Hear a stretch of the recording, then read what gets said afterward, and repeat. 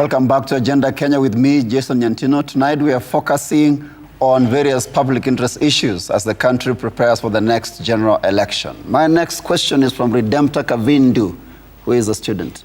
My question is, we know vetting is very crucial. Vetting of aspirants is very crucial today.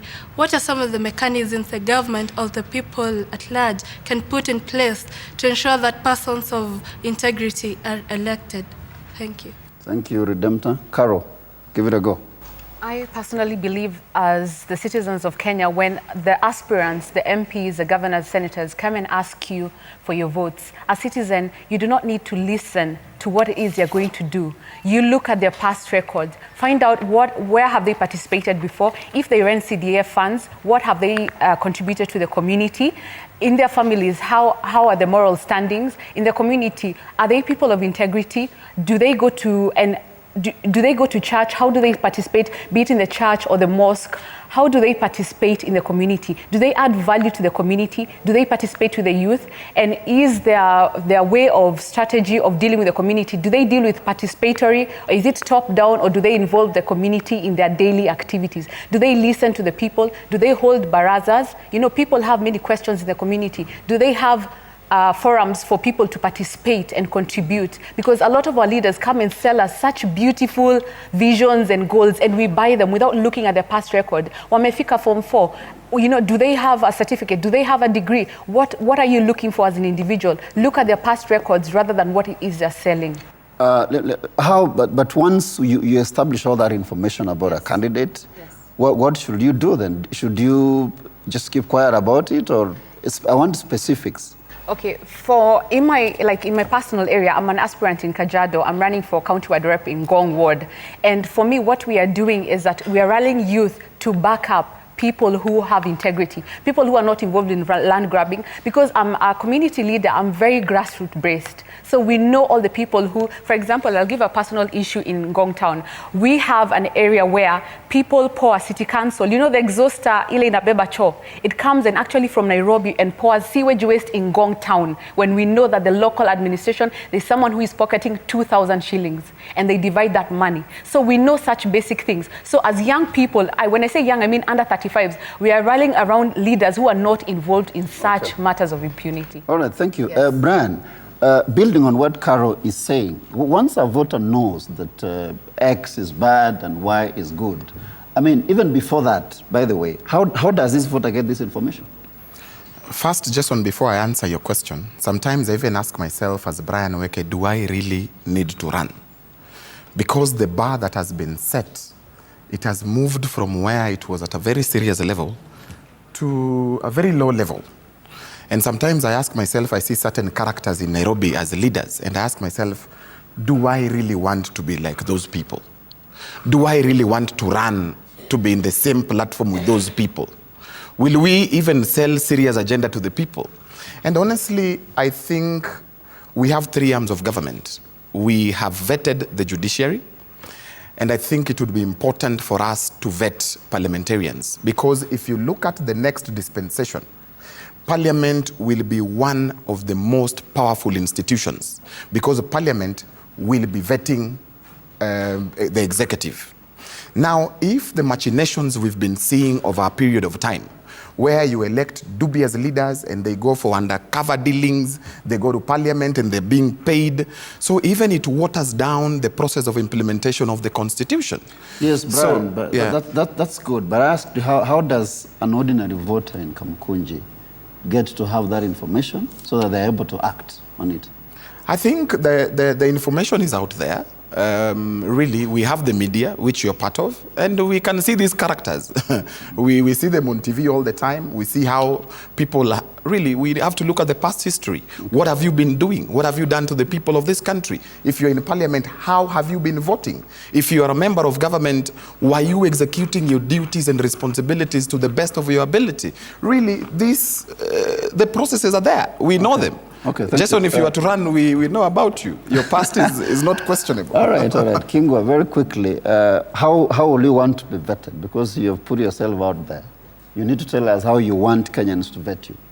Well, when you asked the question, actually got me thinking about the question of do we actually as Kenyans want people of integrity elected? Because the question asked, how do we get people of integrity elected?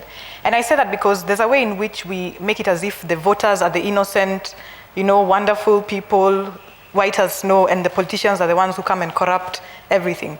But yet it's a two-way process. My background in student leadership and in a bit of politics is that when you'd go out, it's actually the voter saying, you address people and you say you've given all your policies, but at the end of it, they're telling you, you haven't greeted us. And you're like, okay, I don't get that. And what they're really asking for is that, give us something at the end of this. So in that way, and also, if we look at the people that we've been electing time and again, we have a lot of people in our leadership have histories of corruption. That's fine, Kingwa. I'm talking about Kingwa Kamenchu. How do you want us to vet you? Because you have brought yourself to the public platform.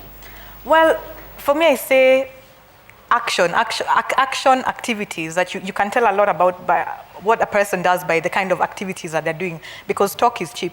But even we need to have that conversation of, what do we want integrity? What are our values as a nation? Okay, Kingwa, let me now vet you. Yes. Can I vet you? Yes, go ahead. Do you pay taxes? I pay taxes. Have you declared your wealth? Or are you going to declare your wealth? I currently have almost no wealth to declare, but you need to tell us that you don't have it. I have been saying that, and that's why we've been saying that our campaign, as we're going around in buses. And declaring wealth is not about calling a press conference and saying I have nothing. We need evidence to go to the little by little. Yes. Very quickly, give us your track record. I mean, why do you believe Kenyans should trust you? Well, for me, because I'm not here to answer, just to talk about the surface problems, because that's what we deal with in Kenya. A lot of the time we want to apply band-aid to a lot of the problems.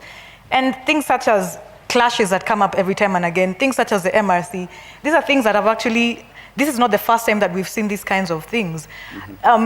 What happens is that they come up time and again, and then we do something drastic, like either the police are sent to just cull everything. Give us your track record. Yes. Please. But you've asked about, let me finish on this first. I'm going to that. I am going to that. But so what I'm saying is that I'm not interested in dealing with just this, with the symptoms. We need to go to the bottom of it. And then also, the conversation on leadership. What is leadership is something that we need to have. But I want to answer your question. For me, I've been in politics. I've been in leadership for the past 10 years. Since I got into the University of Nairobi, where I ran in the student council, SONU. I was an editor in the editorial board, as well as I did a lot in terms of, we tried to get other young women to come up to run as student leaders. We had a group called the Young Women's Caucus, where we gave a bit of mentorship and just organizing forums. In addition, as the Vice President of the National Youth Parliament, we've organized young people together to just try to find solutions for ourselves. Because for me, leadership is not about somebody coming and saying, I have all the answers, and distrust anyone that comes and tells you they have all the answers. No one has all the answers. As a citizens, it is us that have the answers, and the role of the leader is to empower people to make them see that they have the solutions to their problems. Thank you very much, Kingwa. Audience now, contributions or questions? This side now. Gentleman in front here. My name is Dennis Alari, and I'm a social worker. And on the issue, I think Kenyans themselves also should not elect leaders based on their political lineage. They should elect leader based on their policies, and that is the way. It's simple like that. They should elect leaders based on their policy, and it should not be on their tribal lineage. Thank you, Dennis. Let's go to my extreme left now. Gentleman, second last floor. I'm Michael Abala, a pastor by profession, and my take would be on declaring one's wealth. I'm very much afraid that she wants to vie for, I don't know which seat, but she doesn't have anything completely, but I'm afraid that when she comes into power, she'll have self-interest and know how to, she'll acquire wealth instead of leading people rightly. I'm wondering whether that is what she would be doing. Okay, she will answer that. The lady in the third row. I'm Amina Abdi, Nairobi County. I'm a student. My point is, it's very easy to know a good leader and a bad leader. Like, I come from Kamukunzi, and we did a process where we tried to vet our politicians. And I wouldn't say we got the best leader, I'd say we got the least worst. And that really helped us. Most of us wait for somebody. We never realize we're also somebody to do something. Could you please share with us how you vetted these leaders? We called them for a meeting. Most of the aspirants showed up, and they told us what they have done so far and what they tend to achieve, because most of us tend to believe in fake promises. We don't look at what that person has done for the community. Like our brother here, not that I'm supporting him, but he did a lot in human rights. So the people who...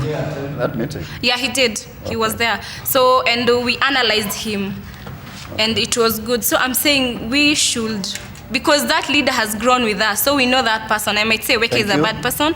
He's not that way. Yeah, so Kenyans should take a role, actually, right at the community level to vet our leaders. Kingo, there was a question coming straight to you.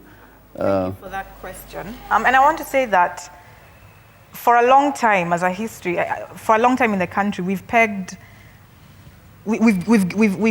confused leadership and wealth. And so, which is why people that come and do not have as much wealth or resources as other people are not taken seriously. And for me, I'm not in this because of self-interest. I've just come back from finishing my master's degree from Oxford. And if it was about looking for money or just making myself rich, it's easy. I can get a job. I'm not saying that in a way to make myself look anything big, but it's not, I can get a job and make the money. But for me, what I have, I feel that it's more of a calling to come and give my talents, give my skills, give my ideas, give my energies to work with people to make Kenya a better place. Not that it's me coming to do everything. And for me, it's about empowering people, and which is something that I've believed in for a long time in my past leadership. Very quick, I want to go to Caro first. In terms of vetting, the people from Coast, that's Kilifi and Kwale, the elders have put themselves together, and they have actually declared that they're going to vet their leaders. In public forums, they're going to ask them questions in a process, a social audit process, which will take about 6 months. Okay. Is this something you can export to Kajiado North? I believe that is greatly needed in Kajiado County, because as we are currently sitting down, Kajiado has been declared one of the wealthiest counties in the whole of Kenya. And most of the people who, unfortunately, the leaders who are running the counties, especially huko mashinani, they are people who are illiterate. So majority of the funds and the money that's coming out of the county is going out to issues that are not really key. It is not sustainable and it is not equitable. Hence, we need leaders who are educated, who understand the system, who can explain what sustainable development is or urban management. For example, some of my opponents do not even have Form 4 certificates.